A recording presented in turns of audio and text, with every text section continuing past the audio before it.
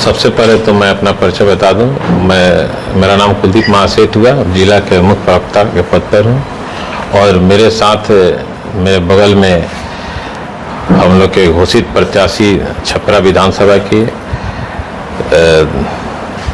पूर्व IPS अधिकारी रहे जयप्रकाश सिंह जी। हमारे बगल में संगठन के हमारे जिला के महासचिव वर्तमान में है श्रवण महतो जी, जो बनियापुर से विधानसभा के घोषित प्रत्याशी हैं। हमारे बीच चंदन लाल मेहता जी हैं, जो डॉक्टर हैं और सोनपुर विधानसभा से घोषित प्रत्याशी हैं। और परसा से मोसाहिब महतो जी हैं, जो 5 बार से मुखिया के पद पर वहाँ हैं। आप जैसा कि जानते हैं कि बदहाल बिहार को बेहतर बनाने के संकल्प के साथ प्रशांत किशोर जी पिछले 3 वर्षों से बिहार के कोने कोने में अपने पद यात्रा के माध्यम से लोगों के बीच गए और वहां की समस्याओं को समझा, सुना, एक एक लोगों से मिले।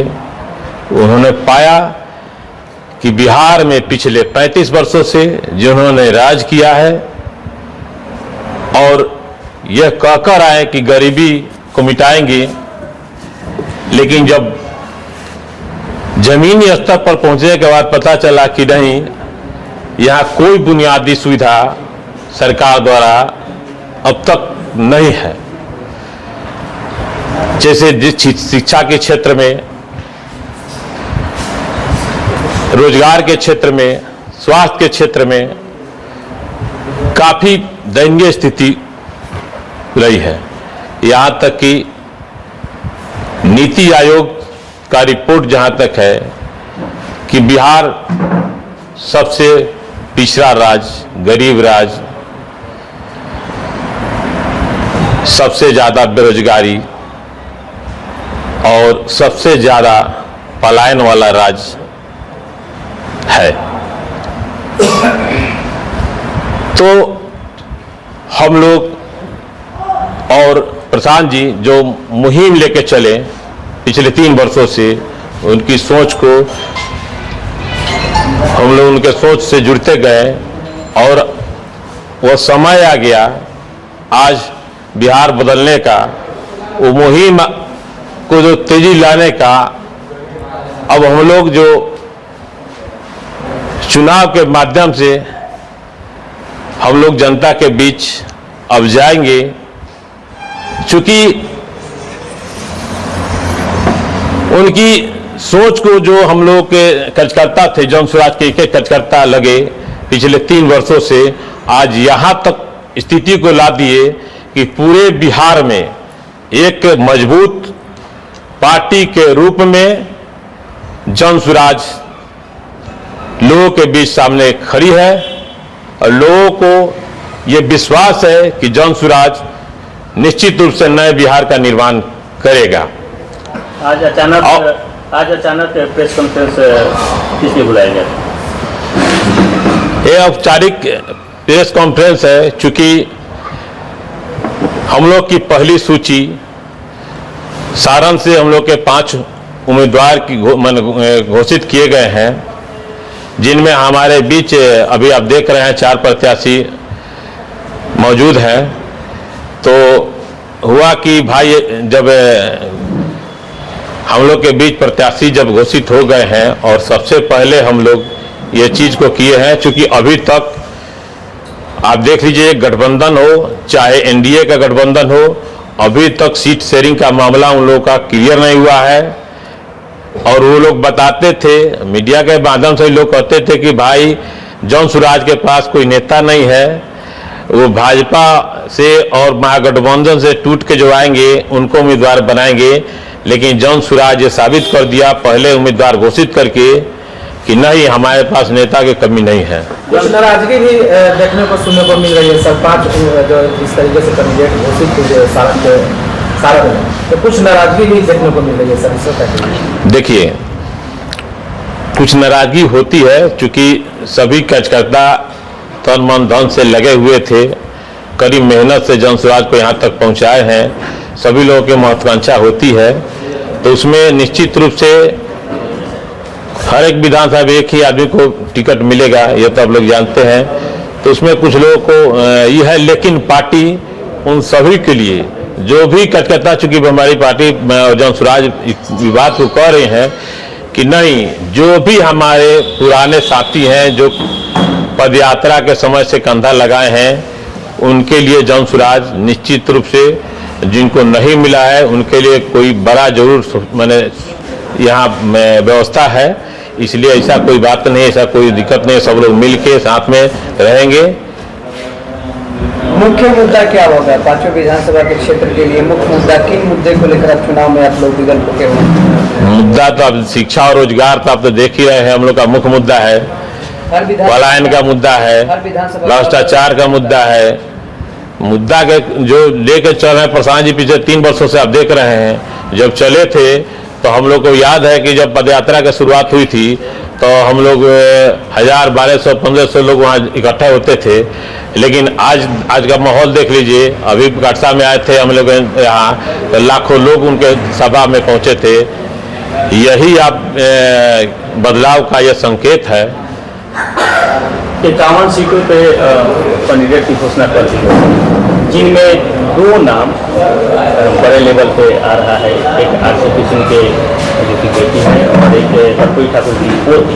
उसके बाद से देखा जा रहा है कि जो जिनका राजनीतिक स्टैंड कहीं दूर दूर तक नहीं था, उनका नाम आया। इस पर क्या? ऐसा कुछ बात नहीं है। आप कह रहे हैं कि 2 आदमी नाम वाले हमारे बीच में अभी जो बैठे हैं, अब जेपी सिंह जी, जयप्रकाश सिंह जी, इनका हिमाचल प्रदेश में सेना के भी अधिकारी रहे हैं और पुलिस पर अधिकारी में अच्छे वहाँ प्रशासक रहे हैं।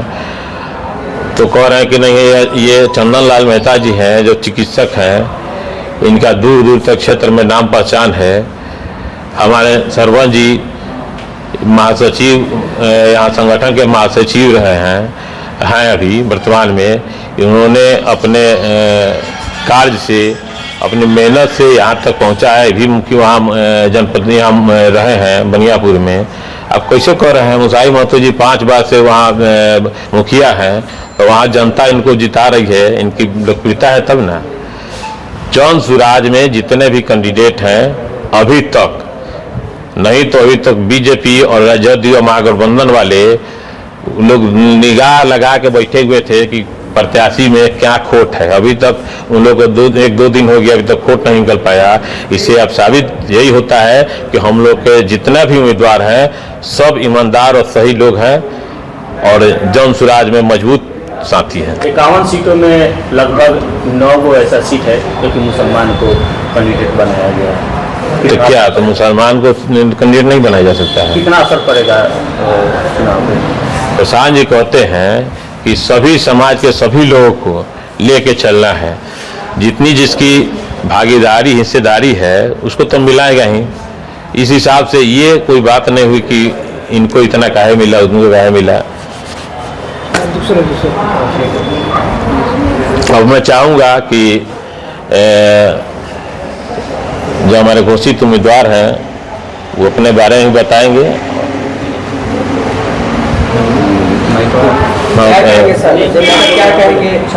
मैं पला बढ़ा हूँ, तो हम आला अधिकारी होने के बावजूद बहुत ही साधारण जीवन जिया करते थे। जो लोग हमारे यहाँ शिमला गए हैं वो देखे होंगे, कोई विलासितापूर्ण हमारा जीवन नहीं था। इसलिए जब मैं यहाँ छोड़ के आया तो लोग कहते हैं कि आपको तो बहुत दिक्कत हो रही होगी, शिमला से छोड़ के यहाँ आए। मैं तो यहाँ आता हूँ और छपरा में चाहे अपने घर पर भी मैं एसी नहीं चलाता हूँ। वहाँ पर इतनी ठंड है तो वहाँ पर जो हीटर जलाते हैं वो नहीं जलाता हूँ, और यहाँ पर इतनी गर्मी है तो भी मैं एसी नहीं चलाता हूँ। कई लोग जो हमारे साथ रहे हैं, यहाँ 1-2 लोग बैठे हैं, 40-45 डिग्री पर भी मैं एसी नहीं चलाता हूँ। तो मैंने अपने आप को ऐसे ढाला है कि मैं किसी भी विषम परिस्थिति में मैं रह सकता हूँ। इसलिए जीवन शैली में परिवर्तन से बहुत अंतर नहीं पड़ा।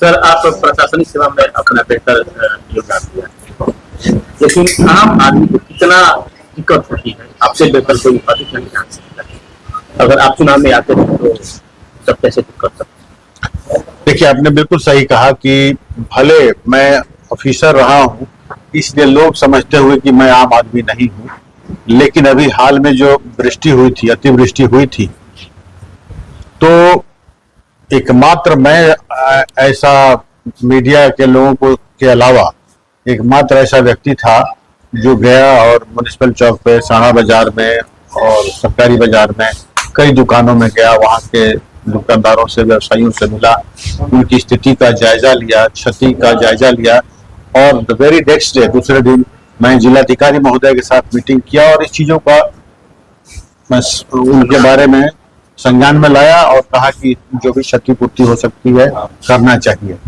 तो अगर ये संवेदनशीलता मुझ में नहीं होती तो मैं भी दूसरों जैसा बैठा रहता, घर में बैठा रहता। तो गया मैं, तो इसलिए बात ये नहीं होती है कि आप आम हैं या खास हैं, आपके हृदय में संवेदनशीलता कितनी है। अपनों के बारे में, अगर अपने हमारे कष्ट में हैं तो हमारे मन में पीड़ा कितनी है। शिमला में बैठा हुआ भी। मेरा नाम चंदन मेहता है और मैं धन्यवाद देता हूं प्रशांत सर के, जो इन्होंने मुझे मौका दिया है सोनपुर के लिए और मुझे अपना वहां का प्रत्याशित घोषित किया। रही बात एजेंडों की, तो अभी तक 35 सालों में किसी एजेंडे पे काम नहीं हुआ है। ये आपको भी दिख रहा है, मुझे भी दिख रहा है और सारे हमारे जनता जनार्दन को दिख रहा है, क्योंकि जो हमारी स्थितियां हैं आज भी पूरी सड़कें पानी में डूबी हुई पाई जाती है।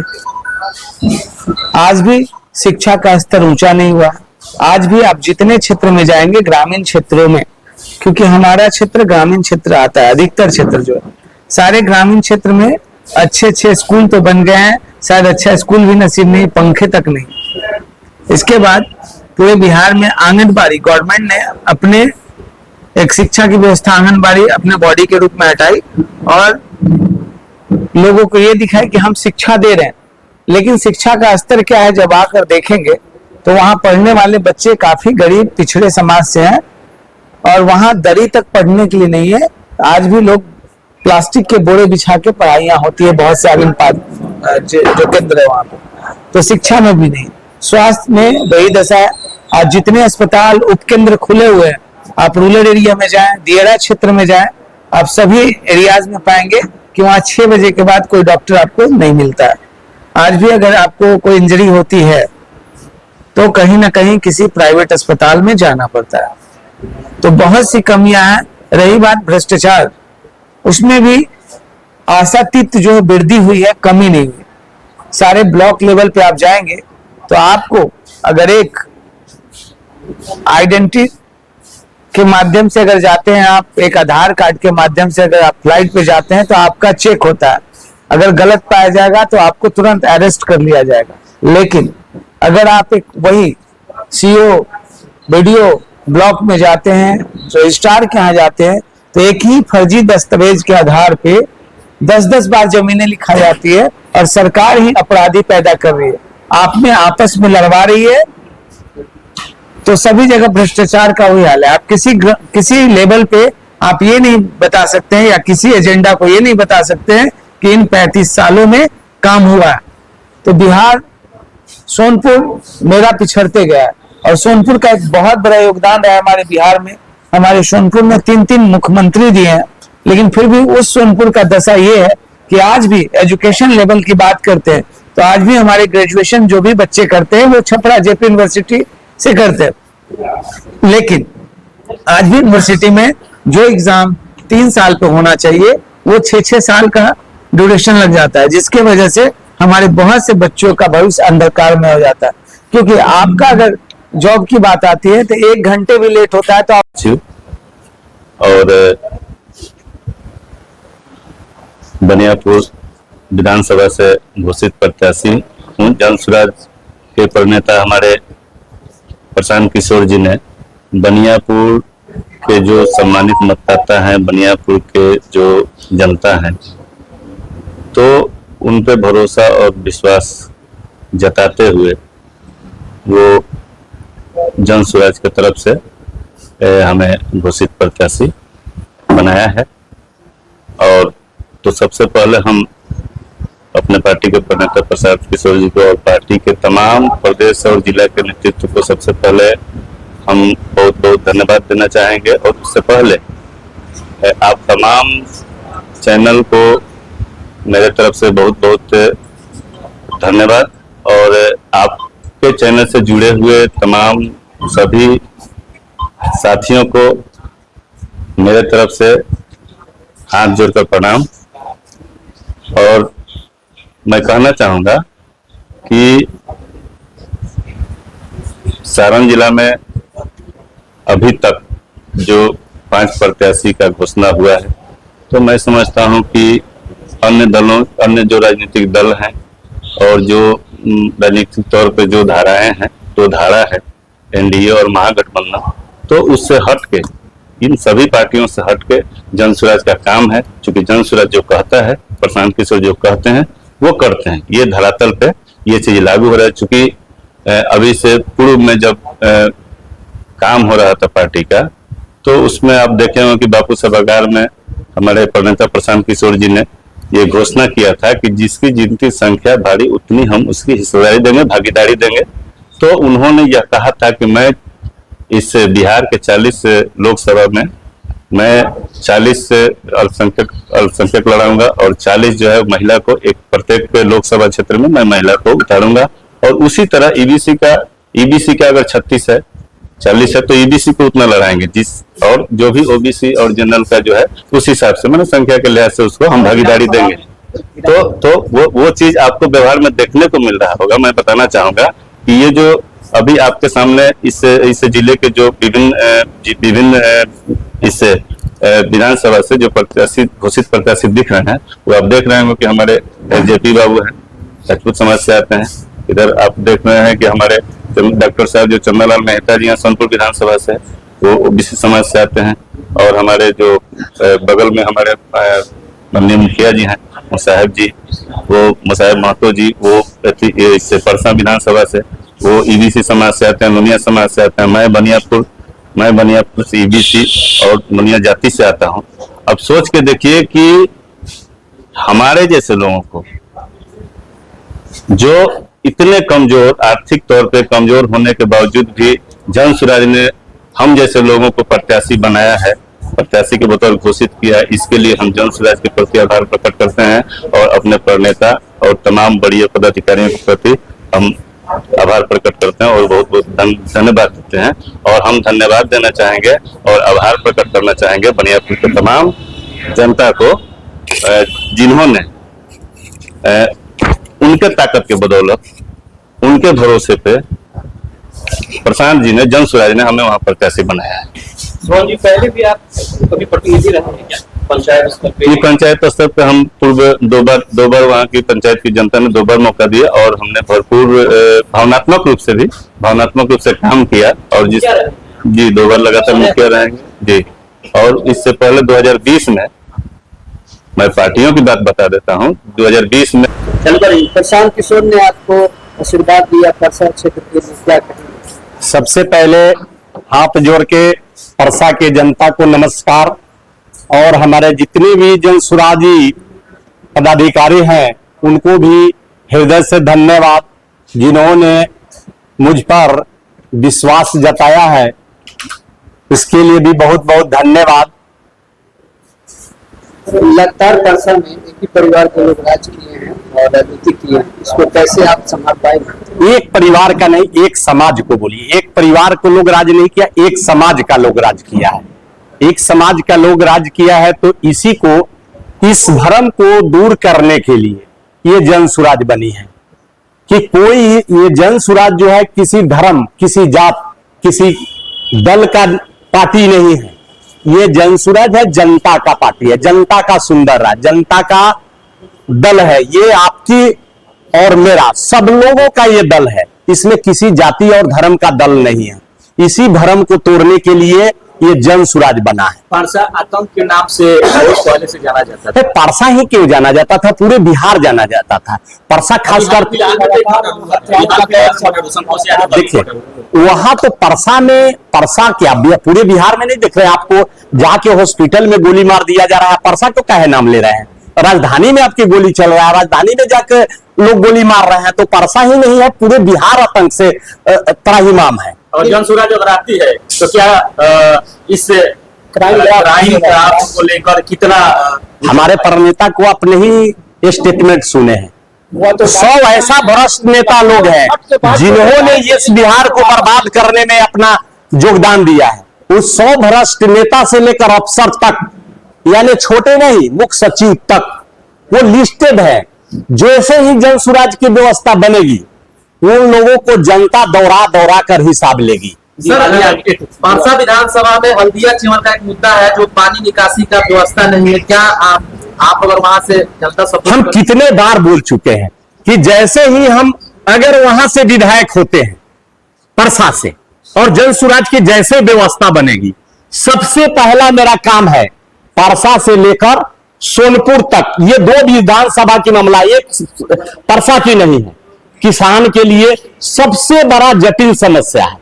उस समस्या को हम सबसे पहले निदान करने का काम करेंगे ताकि परसा से ले जाकर सोनपुर में पक्की नहर को व्यवस्था करके उसको पानी को निकासी किया जाए ताकि वो किसान का समय पर खेती हो सके और किसान को कोई असुविधा न रह सके। दिवाली आ गया, छठ भी आ गया है और आपके नेता बोलते हैं कि जो दिवाली में इस बार आएगा तो फिर वापस नहीं जाएगा। बिल्कुल, कहां तक सत्य है? बिल्कुल सत्य है, आपको बिल्कुल सत्य भी है, इसमें कहीं दो राय नहीं है। आपको सत्य के लिए आपने पूछा है ना कि परिवार लाभ कार्ड, उस परिवार लाभ कार्ड में हमने एक गारंटी के तौर पर हर परिवार के यहां हर घर में जाकर दे रहा है कि भैया आप ये 5, जैसे जन सुराज की व्यवस्था बनेगी आपको ये 5 काम हो जाएंगे।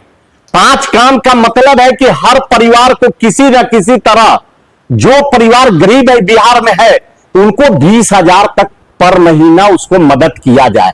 और प्लान का बात करते हैं, प्लान के लिए प्रशांत जी ने यह कहा है, जन सुराज जी ये कहा है कि जैसे ही जन सुराज की व्यवस्था बनेगी हम यहां ये स्पेशल कमेटी बनाकर, जो आज 50 लाख नौजवान बाहर में हमारे प्लान किए हुए हैं, कम से कम साल भर के अंदर में 25 लाख नौजवानों को ले आकर यहां ये स्पेशल कमेटी गठन करके उनकी रोजी रोजगार की व्यवस्था 10-12 हजार का यही किया जाएगा। लोगों का कहना है कि ये सेकंड केजरीवाल माने जाएंगे। नहीं, केजरीवाल और जन सुराज में दोनों में अंतर है। लेकिन जितने भी प्रचार प्रसार का ये प्रोपेगेंडा अपनाया जा रहा है सब उन्हीं का नकल कहा जा रहा है। नकल देखिए, आज प्रशांत जी का डर है, जन सुराज की डर है, वो आपका डर है। आप मीडिया वाले भी अगर आज